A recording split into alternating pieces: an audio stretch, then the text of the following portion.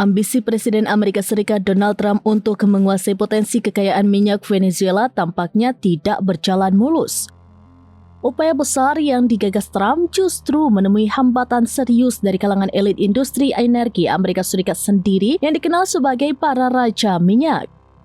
Sandungan itu muncul setelah Trump menggelar pertemuan tertutup dengan sejumlah petinggi perusahaan energi raksasa di Washington DC pada Jumat 9 Januari 2025 waktu setempat atau Sabtu dini hari waktu Indonesia bagian Barat.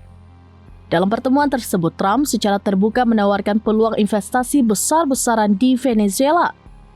Tak tanggung-tanggung, Trump mengajak perusahaan minyak Amerika untuk mengucurkan dana investasi sedikitnya $100 miliar Amerika Serikat khususnya untuk sektor minyak dan gas. Ia menilai Venezuela menyimpan cadangan energi strategis yang dapat menguntungkan Amerika Serikat dalam jangka panjang. Namun, ajakan tersebut tidak disambut antusias. Sejumlah petinggi perusahaan energi justru menyatakan keraguan mendalam terhadap stabilitas Venezuela, baik dari sisi politik, hukum, maupun kepastian bisnis.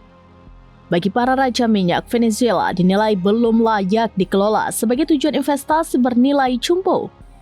Penolakan ini menjadi pukulan tersendiri bagi Trump yang selama ini berambisi memperluas pengaruh ekonomi dan energi Amerika Serikat di kawasan Amerika Latin, khususnya melalui penguasaan sumber daya alam Venezuela.